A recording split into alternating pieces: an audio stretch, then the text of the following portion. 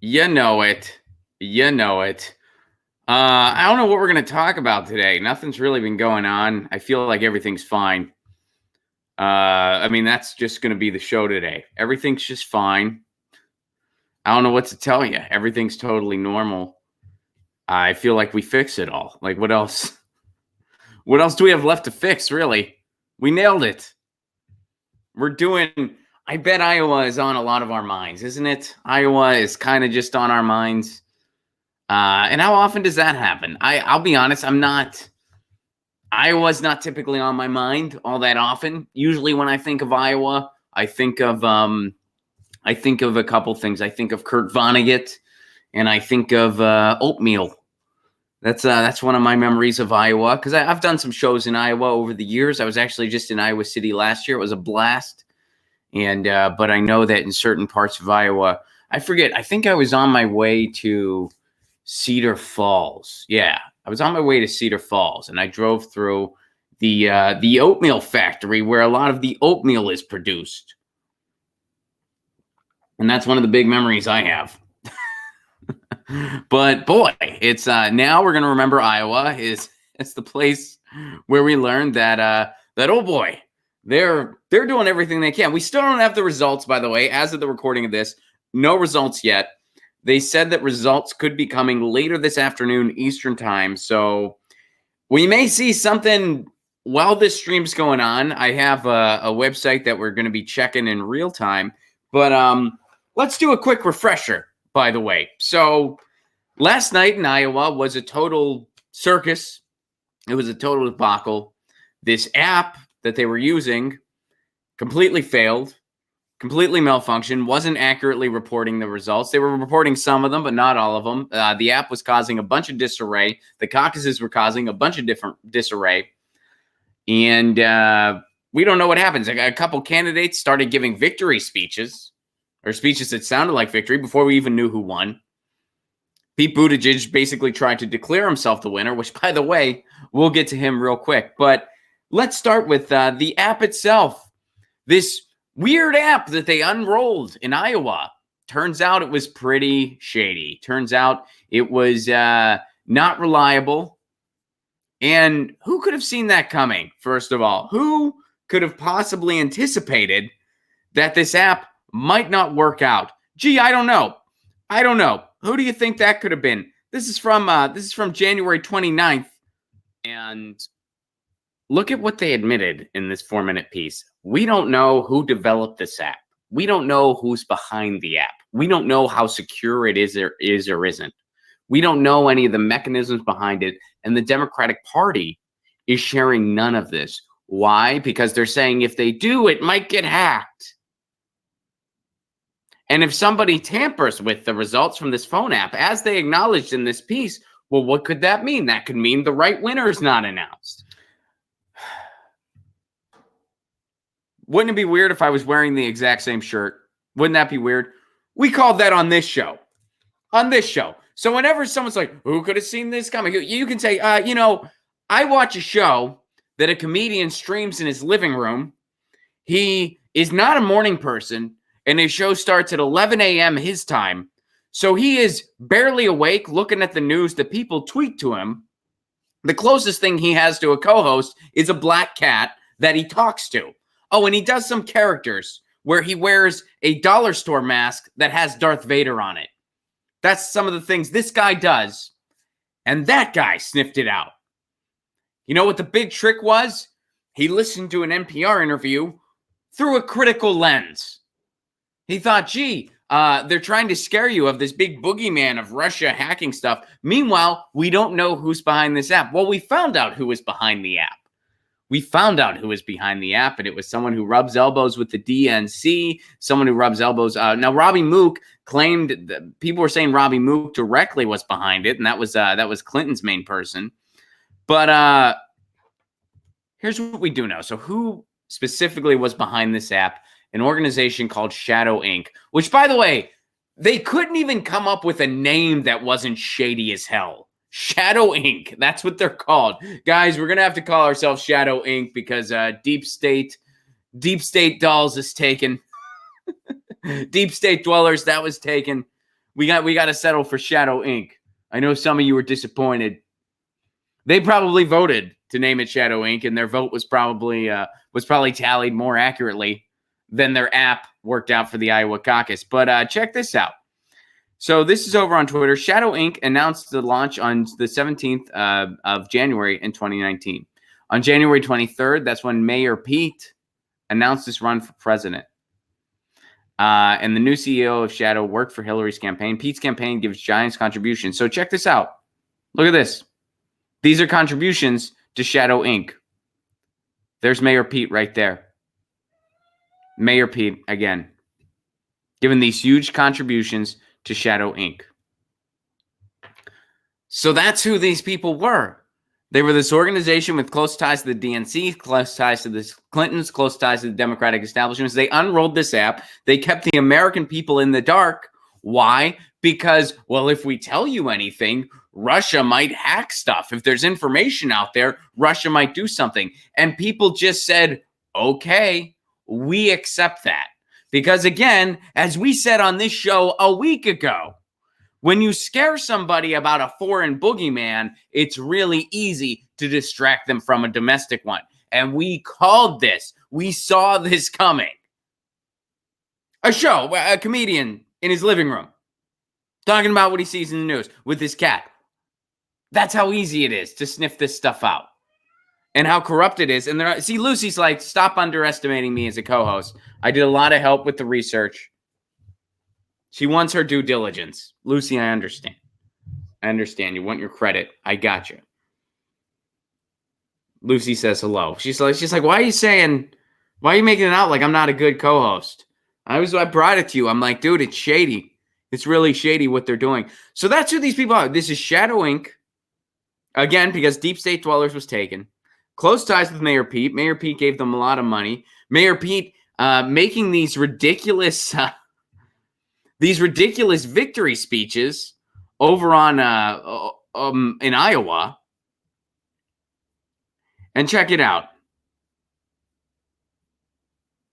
Check it out. Here's what's really going on here. I want to show you guys this. Wait, hang on. Check this out. We've been planning Iowa for a long time now. I made that. I tweeted that. I made that all by myself. Huh? See that? I made that. So that's who these people are who made this app. And then this app got unrolled and it did not work. So what else was going on over in Iowa last night? So Fiorella of the Convo Couch tweeted this out. Fiorella is in Iowa right now. She's reporting from the ground, and she's been seeing some interesting stuff. So check this out. They did a coin flip at one point to determine giving Pete a delegate. Well, what happened here? All right. So here's what this person's saying. Here's an actual worksheet from another precinct. Based on this, I would think Bernie should have gotten 5 delegates and Pete 3 by rounding. I don't understand the need for a coin toss. So Joe Biden got 26, Buttigieg got 25, Bernie Sanders got 37, and then Warren got 23, and Amy Klobuchar 21. Went from 7, it looks like, to 21. And now they awarded the delegates. Bernie got 4, Biden and Buttigieg each got 3, and Warren got 2, Klobuchar got 2. So that's how they broke down. Now, this is how it's technically supposed to work. It works via a, quote, mathematical formula where the delegates are divided based on how many people were supporting that person. So Bernie Sanders, of course, should get the most delegates. They're saying it should have been 5, not 4. They flipped a coin. So was that coin flip to make sure Biden and Buttigieg had the same amount of delegates, and they took one off of Bernie? How did they calculate that? Why did they calculate it? Based on these numbers, Bernie should have at least one more delegate. At the very least, he should have more than that. But it broke it down. You know, like they're saying, by rounding, it seems like Bernie should have gotten 5, Pete should have gotten 3, but he only got 4. And via some random coin toss, They added another one to Pete.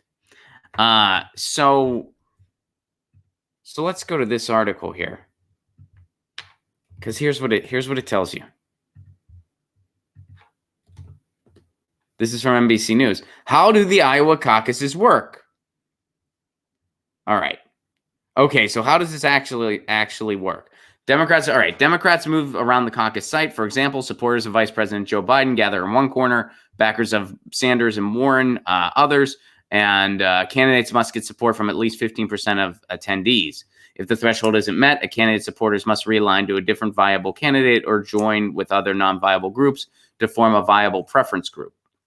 Now, one of the preference group could be uncommitted. Now, here's the kicker. And the number of delegates awarded at each caucus site is determined by a mathematical formula. So get out your calculator. So we have a random mathematical formula where it's supposed to represent the amount of people that support it, i.e. if, 35% of all the people caucusing support Bernie Sanders, I'm just making this number up, but that would mean that out of all the delegates available, he would get 35% of that. If Pete Buttigieg got 20, you get the idea. That's how it's supposed to work out. So if there is a numerically close thing where they have to round because there is not there's not a sufficient number that works out completely evenly, I guess that's where a coin flip comes in. And in this case, they flipped a coin and Buttigieg got another delegate. Did that mean Buttigieg was only going to get 2? I mean, we don't know exactly. Because again, there's this mathematical formula and then there's a realignment period. And this is how a caucus works. And that is how my memory, I've only ever caucused once, and it was when I lived in Washington State, because that, I don't know if that still is a caucus state, but it was when I lived there.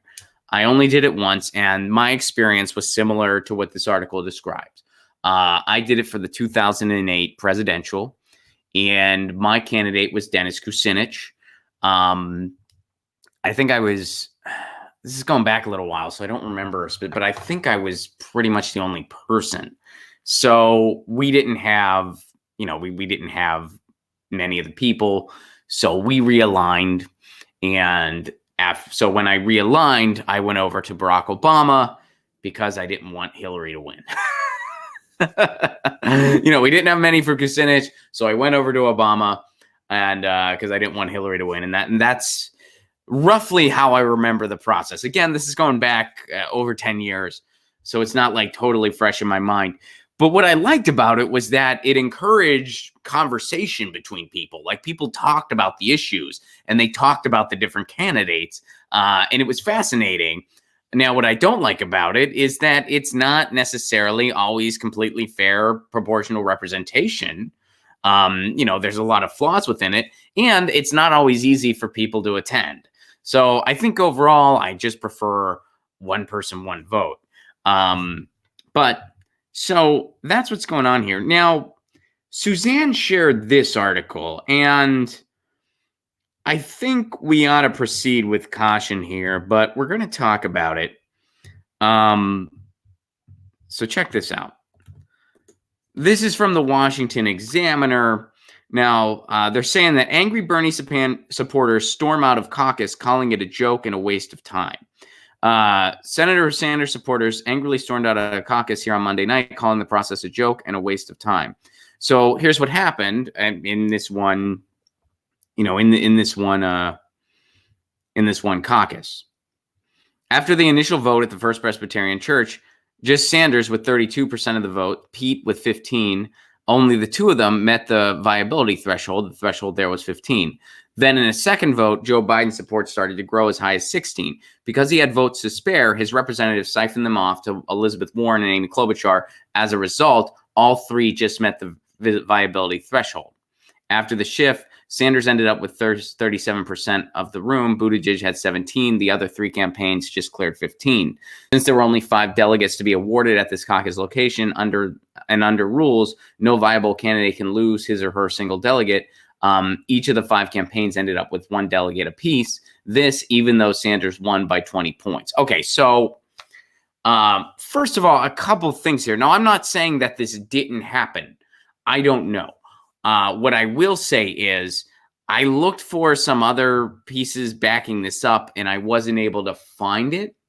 That doesn't mean it's not out there. That just means I wasn't able to find it in the time between prepping for the show and being live right now. But what this article's saying is that in this particular caucus, where there were only 5 delegates up for grabs, the other campaigns basically colluded together to make sure that Bernie Sanders didn't get more. Now, if they did do this, and again, I'm not sure if this did or didn't happen. I have a couple questions. First of all, why is this considered an opinion piece? I mean, it sounds like this person's reporting on something that happened. Why would this be designated an opinion piece?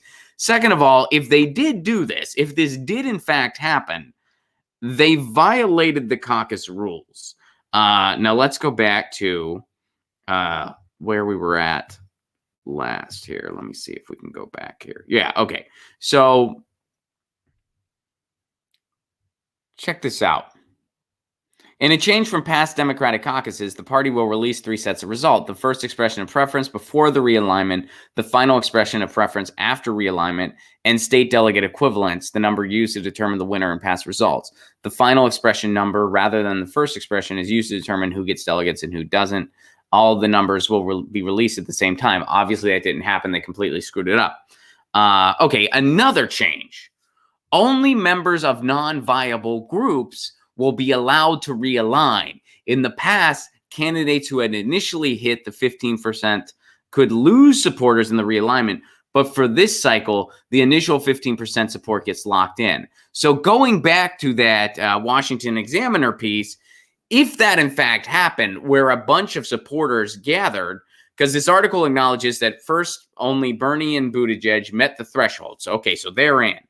No one else did. Then they did some realignment. So anyone else who was for any other candidates, they could realign because their candidate didn't meet the threshold. They could go over to Buttigieg, they could go over to Sanders, whatever. According to this article, then Biden met the threshold where he was at 16. And what they were saying is that they siphoned off some other support so that Warren and Amy Klobuchar could reach the 15% threshold. According to the rules of the actual caucus, they shouldn't have been able to do that. So if this did happen, again, I don't know if it did or didn't. I've looked for more support backing up this story. I was not able to find it. That doesn't mean it's not out there. That just means I wasn't able to find it. So I'm saying proceed with caution. There's plenty of other, corruption that happened in this caucus. This is just one other, for instance, of people crying foul.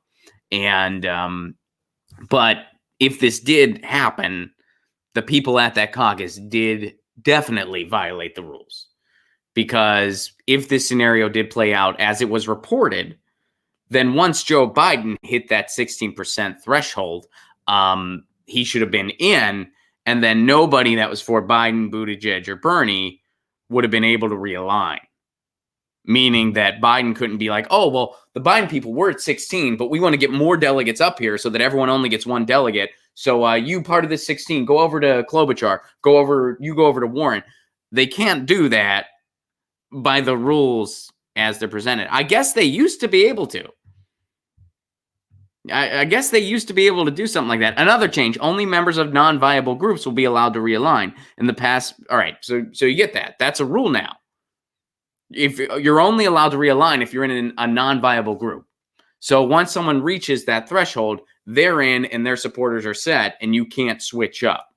Probably to prevent things like, what allegedly happened in that opinion piece from happening. Now, why was that designated an opinion piece? Seems a little shaky. Washington Examiner, I've disagreed with a lot of their content in the past. I'm not saying that didn't happen at that particular caucus. I don't know. I was not there. I was looking for other things to back it up. As of the recording of this, I was not able to find it. That's not saying it's not out there. I'm not saying this is true or false. I'm just saying proceed with caution. As of the recording of this, proceed with caution. But so Edwin shares this.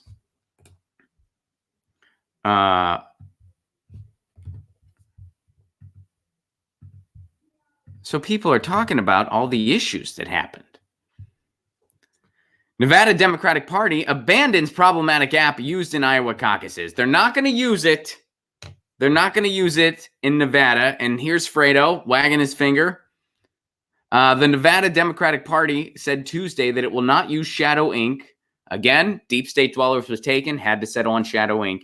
The maker of the app that caused reporting issues in the Iowa caucuses to power its state caucuses later this month, despite already paying tens of thousands of dollars to the Democrat-affiliated technology company. So Shadow Inc., man, they made out like bandits. And they're tied in with the Democratic establishment. They're tied in with the DNC. They're tied in with the Clintons.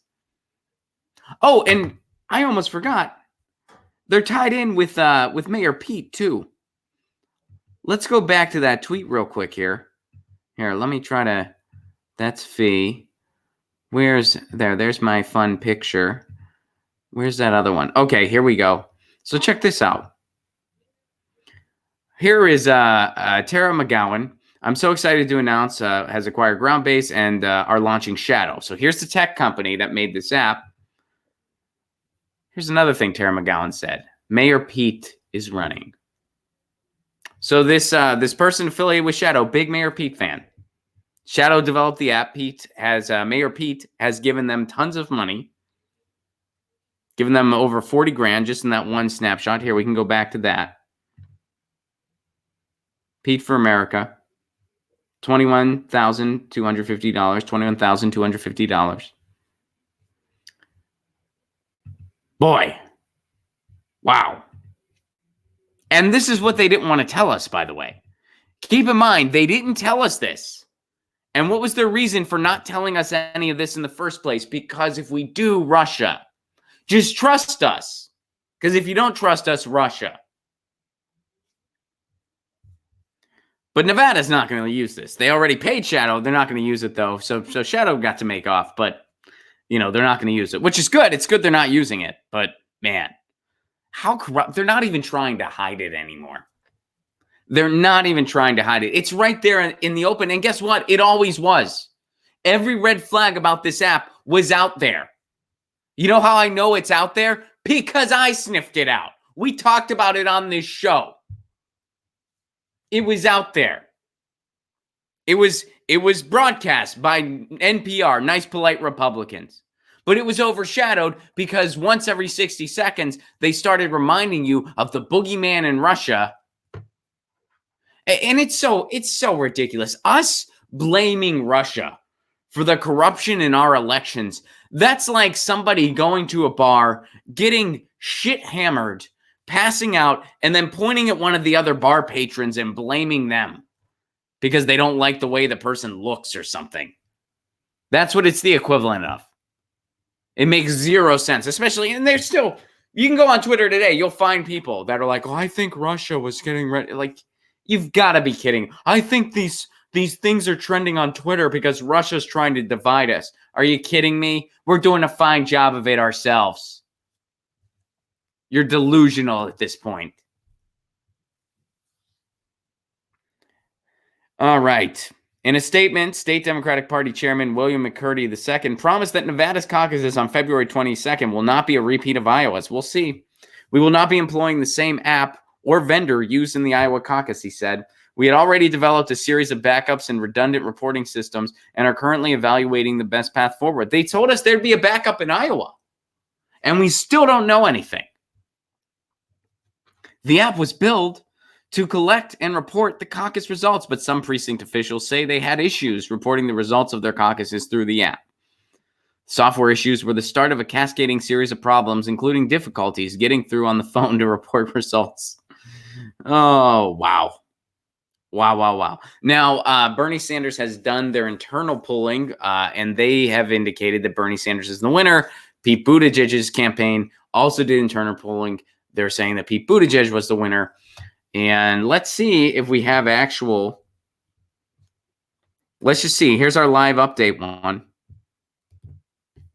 Let's check it out live. Let's see if anything's happening live. Still nothing. Still nothing. Still nothing. Absolutely nothing.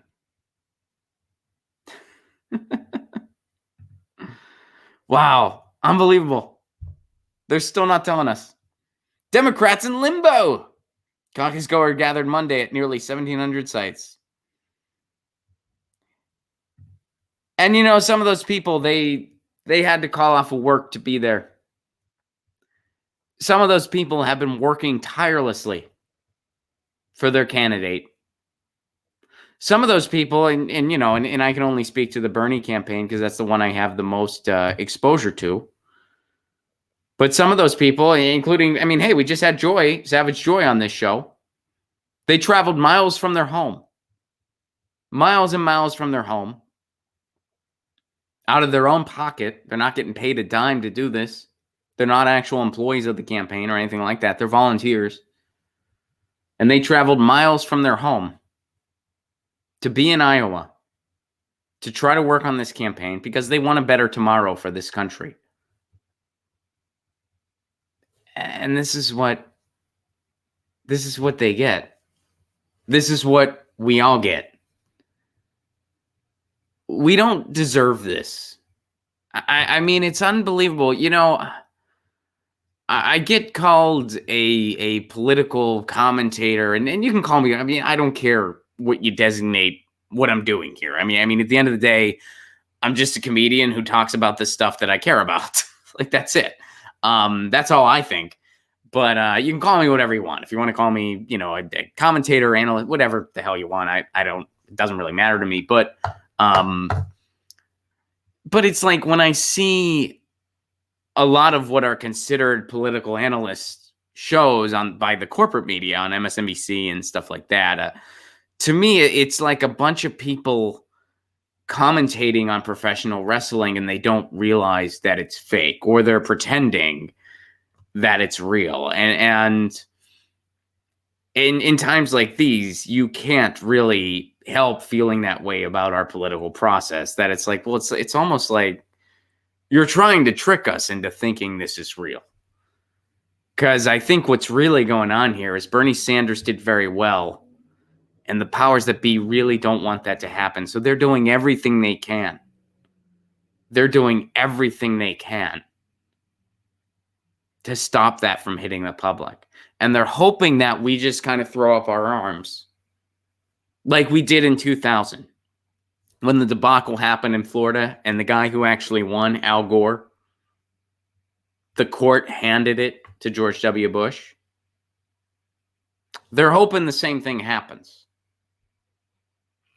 They're hoping that, and I think that might be what's happening here. I think they're hoping that it becomes so corrupt and polluted that we just have no answers and we have no recourse, and a court gets to decide who the nominee is, or some other entity might get to decide who the nominee is, or mind you, because it was such a circus and the app malfunction and this and that, we don't have a clear front runner. So guess what? We got to move it to a second ballot, and guess who gets to weigh in now? The super delegates, baby.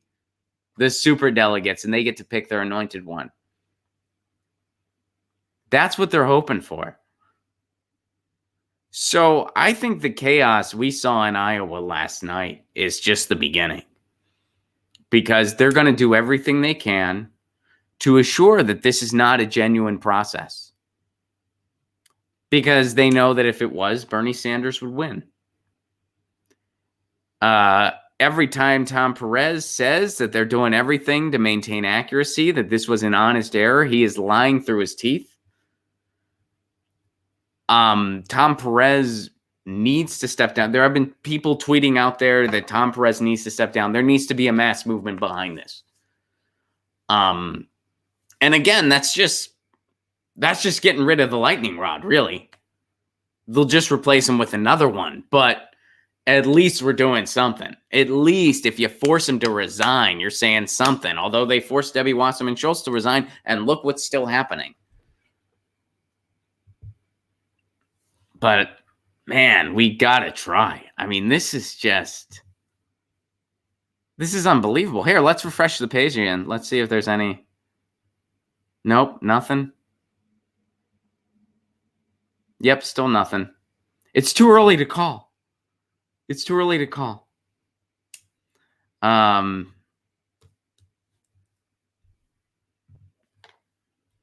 Here, let's Google it. Let's just Google Iowa caucus. Just for fun. Let's just see. Fun's a weird way to describe it, huh? Isn't that coding issues? It's coding issues. Here, check this out. Fox News reports this.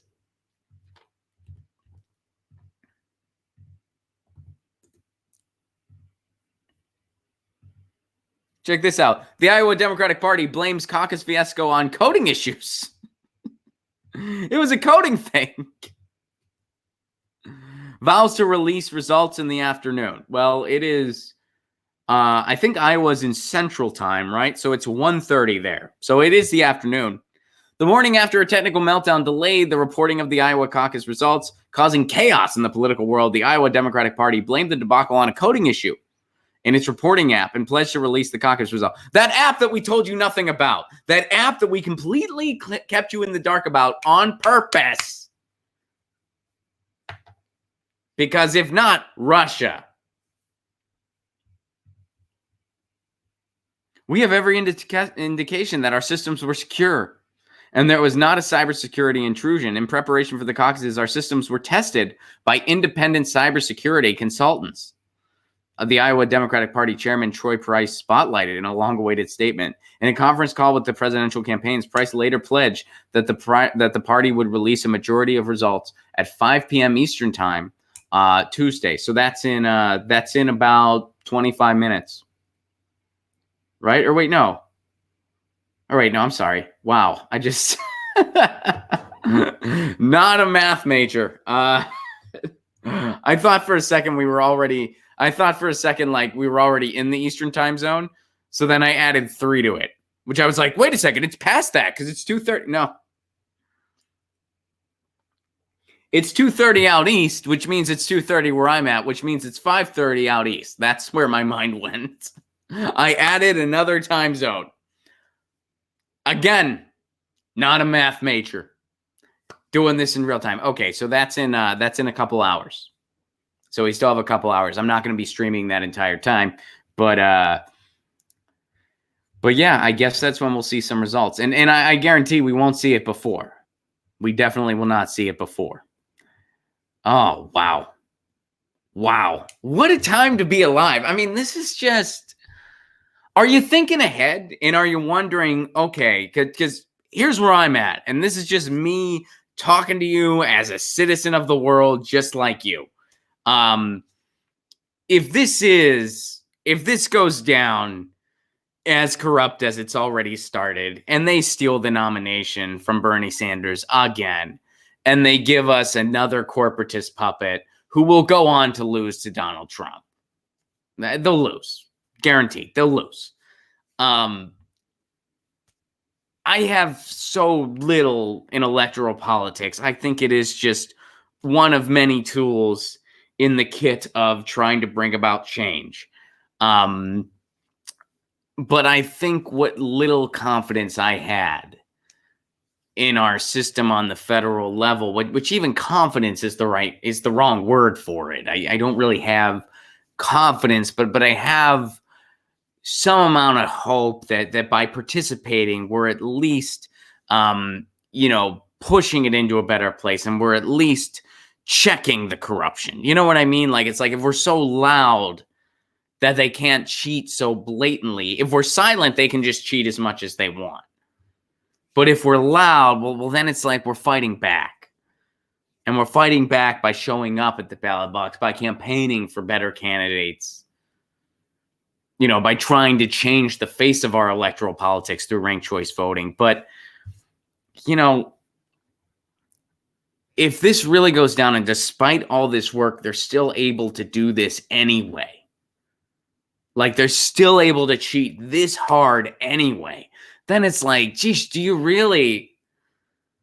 I mean, you really got to heavily emphasize the other tools in the kit now. You got to fucking go into your community. And some of you people out there who are thinking about running for Congress or something, screw it. Run for city council. Run for mayor. Because you know what? This is really telling us, hey, guess what? We got a lockdown on this. And by we mean the money party. And we're getting our stooges in there. And if you have a problem with that, tough. Because we will cheat as hard. There is no limit to how hard we'll cheat, no matter what you do. So it's like, all right, well, you can't stop me from doing something in my backyard. You can't stop that. You can't stop me from forming a task force to try to get municipal broadband in my community. You can't stop somebody from running for their city council. You can't stop somebody from getting involved locally and trying to change zoning laws to help pot dispensaries. You can't stop somebody from trying to start an organization to help out the homeless. Hell, you can't stop somebody from volunteering at their local animal shelter to just make their neighborhood a little bit of a better place. You know, it's like, wow. And that's why, I mean, I'll tell you what, and to bring it back to this show, I'm really glad that this year we're trying to do some documentaries about municipal broadband and stuff like that, which, by the way, if you're new to this show, municipal broadband is city-owned internet. It takes the internet out of the hands of these corporations that are trying to price gouge you in a post-net neutrality world and puts it into the hands of cities, and that's how we preserve net neutrality once and for all, and that's how we save the internet as we know it. And that's something that we can do in our communities, and we're going to have to do it that way. And, you know, I'm glad we're doing that because, you know, when you just are only focused on electoral politics, it's like beating your head against a freaking wall. It really is, especially when you see stuff like this. I mean, it's just unreal. But they gave us every red flag. They gave it, hey, we're going to use this app. We're not telling you anything about it. We're keeping you completely in the dark. But we know it has ties to the DNC and Robbie Mook. That's all you know. And then you find out it's by a company called Shadow Inc. that loves Pete Buttigieg, and Pete Buttigieg is giving them tons of money. And Pete Buttigieg pretty much declared himself the winner last night in a true creepy fashion.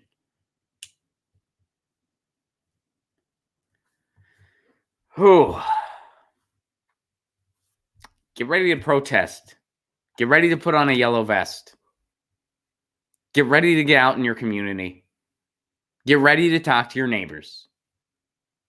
Get ready to potentially run for city council or mayor. Because that is the only way there will be systemic change in this country. That is the only way. It's not one of many. It is the only way. Well, if we don't have true systemic change, Ron, what's going to happen in the United States? We only got the clock's ticking if that's the case. If we continue into this descent of rugged neoliberalism and unchecked capitalism, we're done. I mean, we're already descending. We are a typical empire where there is there's a gap between the rich and the poor, remnant of ancient Egypt times. There's an opioid crisis, a homeless epidemic. Half of the country's poor. Half of all homeless people have jobs. We don't have living wages. We are in a crisis mode. It's not that we're descending to, we are in a crisis mode. And if we don't have a true revolutionary shift in the priorities of this country, we are going to completely fall and crumble, just like every other empire has. That's what's going to happen. And it will definitely happen within most of our lifetimes.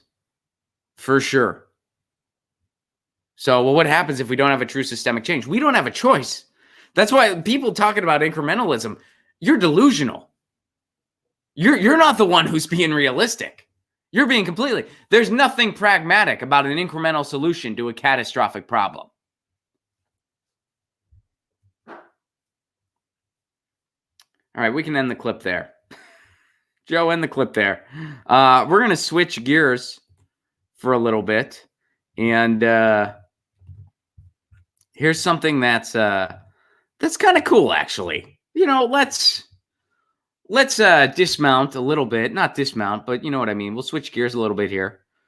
So check this out. This was shared over on our Reddit subsection by, oh, geez, I wrote it down and I totally lost it. Oh, Commander of Cheese. Their name is Commander of Cheese. Commander of Cheese shares this article over on our Reddit subsection, which is just reddit.com/r/GetYourNewsOnWithRon. And check it out. The Guardian ends advertising from fossil fuel companies because of climate change. We're going to talk about this. First, let's go through what's happening here, and then we're going to talk about it. The Guardian will no longer accept advertising from oil and gas companies, and in doing so, becomes the first major news organization to divest from industries that extract fossil fuels. Anna Bateson, the Guardian's acting chief executive, said in a joint statement that the move was driven in part by their newspaper's reporting of the urgency of climate change. All right. The changes to the Guardian's advertising policies come amid a larger shift in editorial vision when related to reporting on what it refers to as the climate crisis. Now, what's very interesting in this is from the Washington Post. Nowhere in this article do they say that the Washington Post is going to follow suit. And also, another thing that's really interesting here, this is in the lifestyle, arts and entertainment section. Why do you think they picked this photo? And why do you think it's in the lifestyle and arts and entertainment section of the Washington Post? I'll tell you why. It's there because they want you to think that the Guardian isn't an actual news outlet like they are. They want you to associate the Guardian with a tabloid or an arts and entertainment mag. That's what they want you to do. Why? Because they want you to be understanding when they take money from oil and gas companies, which they do. Keep in mind, in other countries, in places like Norway, it's not legal to have advertising for news and information. It's not legal for them to do that. You can't do that in other countries. And by the way, in those other countries where they don't permit it, guess what they have? A much higher press freedom ranking index than we have in the United States. So Washington Post wants you to think this isn't some total news organization doing this. This is just some arts and entertainment. Look at this photo. Look at this photo. Now, they do mention it as a major news organization. I will say that. They are transparent in the first paragraph, so I'll give them that. But look, lifestyle section, headline, and this picture. Prodigy, Michael Jackson. This looks like something from the 90s, by the way. Or wait, no, this was, well, so wait, it's when Keith Flint died. All right, so that's not that long ago. Yeah, because that guy died, I think, like a little while ago. I guess it was less than a couple years ago, because I remember we talked about it on this show. So, yeah. So it's good that the Guardian is doing that. It is long overdue for the media to do that. And the entire media, again, Norway's getting it right. In countries like them, they're getting it right. No one should be allowed to advertise with news and information. Why? Because if you allow that, you get organizations like oil and gas companies and weapons manufacturers that advertise on news organizations. Why are they advertising? Are they trying to reach consumers? Is the general person in the market for a tank? Is the general person looking to not realizing that if they don't put gasoline in their car, it doesn't go? Do we need this big ad campaign from oil and gas? Or from weapons manufacturers? No. Why are they advertising with the corporate media? So they can buy favorable coverage. So the media doesn't report on the endless war that we have. So the media doesn't give you an honest story about fracking or about the wars we're having in the pursuit of oil. So you don't connect those dots. So they keep you in the dark on it. That's why. They're not trying to get the word out. They're buying favorable coverage. That's what they're doing. So this is long overdue. Long overdue. Glad to see the Guardian doing it. But this is long overdue. And it's interesting that Washington Post doesn't say anything like, oh, and we're going to do this next. Because they're not. Because they're owned by Jeff Bezos. They're in bed with the CIA. And they'll gladly take money from any advertiser because that's their main concern. The corporate media's main concern is making money. It doesn't matter how corrupt the reporting becomes because of it. And that's why we don't have a news system in the United States. All right. So let me see what you guys are saying.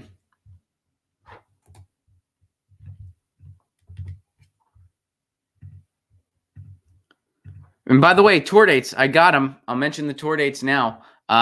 February 8th, this weekend. Get your tickets. We're going to be in Tucson, Arizona. That's Grandma and myself. February 8th, Tucson, Arizona. Get your tickets now. February 29th, San Francisco, California. March 12th, Orlando, Florida. Can't wait to see you again. March 13th, Tampa, Florida. It'll be our first time in Tampa. March 14th, Miami, Florida. Can't wait to see you again. April 9th, I'll be at Concord University. April 10th, I'll be in Pittsburgh, Pennsylvania. April 24th, Seattle, Washington. April 25th, Portland, Oregon. May 14th, Indianapolis, Indiana. May 15th, Detroit, Michigan. May 16th, Cleveland, Ohio. And there are tickets available from now through October. We're going to Louisville also. We're going to Nashville. Atlanta, tickets are coming. They'll be available soon. We're going to Chicago, Milwaukee. We're going to Richmond, Virginia, Washington, D.C., Philadelphia, New York City, Boston, Massachusetts, Portland, Maine, Burlington, Vermont, Madison, Wisconsin, Minneapolis, Minnesota. Tickets are available at romplacone.com. If you want to support this show on the sustainability end, please do consider becoming a patron. Patreon.com/romplacone. For a give what you can level, you get all kinds of exclusive content. I do a patrons only stream once a week where I only respond to stuff from the patrons. You have my album. You can download it in its entirety. You get dialogues between myself and my cat Lucy before they're illustrated. You get all kinds of cool stuff for a give what you can level. The suggested amount for the tier is $5. But you can give less than that or more than that if you want. You just put in the amount you want to give, and all my content is available for all patrons. Even $1 a month goes a long way. What do you help me do? You help me expand this show. We're doing a Sounds of Revolution series where I talk to musicians and musician-adjacent creatives about what they want for 2020. We had our first episode last week. Our guest was Jill Stein. Check out that interview if you haven't. Jill Stein used to play in a folk band, so she qualified. So yeah, check that interview out if you haven't already. We're also going to be making mini documentaries about city-owned internet, how you can go about trying to do it, what all that involves, what all it means to have city-owned internet, cities that have done it and are successful about it. We're going to be making mini documentaries about that, which I really need that for my sanity, folks. I really do, because electoral politics, a little frustrating, just a little. All right. Cardinal Sin, what's up? Thank you very much for the Super Chat contribution. I don't understand how an app like this isn't illegal. I'm with you. Used to be voting stations had to be non-network, so they couldn't be hacked. Thanks, Think Diebold. Right on, Cardinal Sin. I'm with you. Tom Myers, John Delaney just declared victory in Iowa. Sparky, Gore, Bush 2000. 6 is one, half dozen the other. Edwin, thank you very much for the Super Chat contribution. Shadow Inc. and Mayor Pete, remember, Buttigieg is a former naval intelligence officer. Like Ron said, this is all out in the open. Sparky, thank you very much for the Super Chat contribution. No accountability. Corrupt boomers afraid of karma. Okay. Sparky, have you written your election fraud tune yet? Actually, no kidding. I'm working on it. I'm working on another protest song. So for those of you not in the know about this, I'll let you know real quick. I've been taking protest songs and I've been writing the lyrics, and then I've been playing them at the live Jimmy Dore shows and on other tour dates. I'm going to be playing them on the Progressive Comedy Tour as well. We're going to be ending the shows with a couple songs. So get your tickets now for Tucson, San Francisco. You know the drill. Yeah, I'm working on another one. So actually, the answer is yes, Sparky, and I appreciate you asking. Caucuses aren't run by DNC. Voting's run by government. We'll see how many governments are captured by the DNC. Sherelle, hi. Hi, Ron. Nice seeing you in Pasadena yesterday. Gingers for gigabytes. Yes, Sherelle, it was awesome running into you as well. Thank you so much for watching the show today. And yeah, I hope we get to collaborate on some city-owned internet stuff since you're in the area. Sparky, Guardian should stop military-industrial complex advertisements as well. No kidding, right? Advertisements are a way to launder establishment bribes. I agree. And Sparky, you had one more. Let me try to get to it. I can't. It's so weird how they do that. They do like, you can't see the last thing. Oh, Oh, and Sparky also says, remember, mainstream media isn't news, it's entertainment. Steve Thomas, Concord University in West Virginia. Yes, that show is on April 9th. So Cardinal Sin, Tom Myers, Sparky, Edwin, Sparky, Sharrell, Sparky again. Thank you very much for your super chat contributions. Commander of Cheese, thank you very much for that Guardian article. Susan, Edwin, thank you very much. And Joe, thank you very much for helping me arrange all the Iowa articles today. You guys were tweeting a bunch of stuff. Guys, this has been Get Your News On with Ron, the world's first viewer-curated streaming news show. That means people tweet me articles, they send me ideas, and that's how we build the show. We're just getting our news on together. We should hear something about Iowa someday at some point. Maybe this afternoon, maybe even later. Who knows at this point? It is total chaos. Complete chaos. Total, which reminds me, we actually have a special guest who has a few words to say before we sign off here. So I'm signing off. Tomorrow the show is going to have to be a little earlier. I'll have more on that later. But in the meantime, you know the drill. Lucy says meow. I say peace. Peace.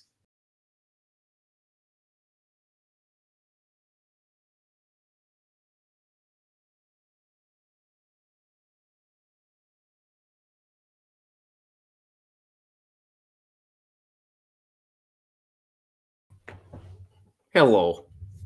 Oh, my head is kind of crooked. I don't know. Hello. It is Chaos Agent 11. Perhaps you are wondering, who's really behind Shadow Inc? As now you've already heard. There was chaos in Iowa.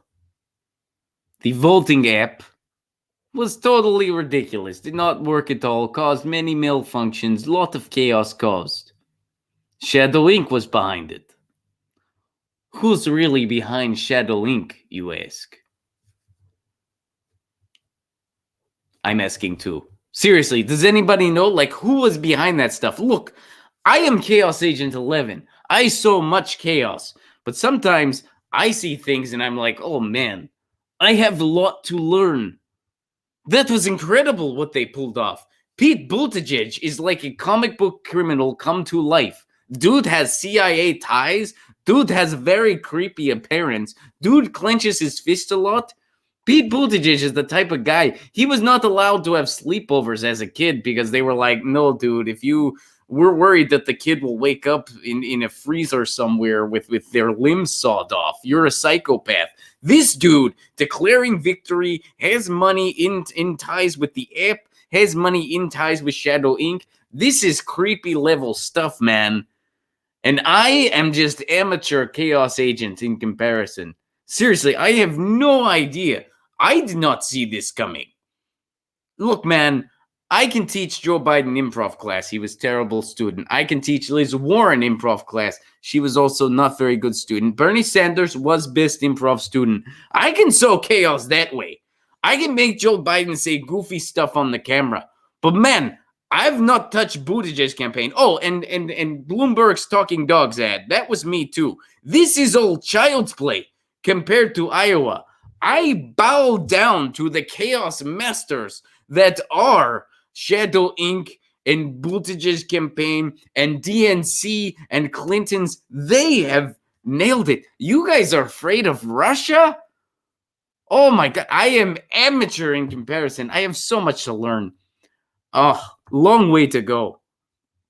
Man, I don't even have the right to say chaos to sign off of this stream. I can't. Usually I say chaos. Meow says Black Cat. Where's Black Cat? Black Cat's running around somewhere. But I can't even say chaos today. Wannabe chaos. I feel like a failure in comparison. Maybe someday I will be able to touch Iowa Caucus. That sounded weird. That sounded really weird. But you know what I mean. Someday I will develop shady-ass app.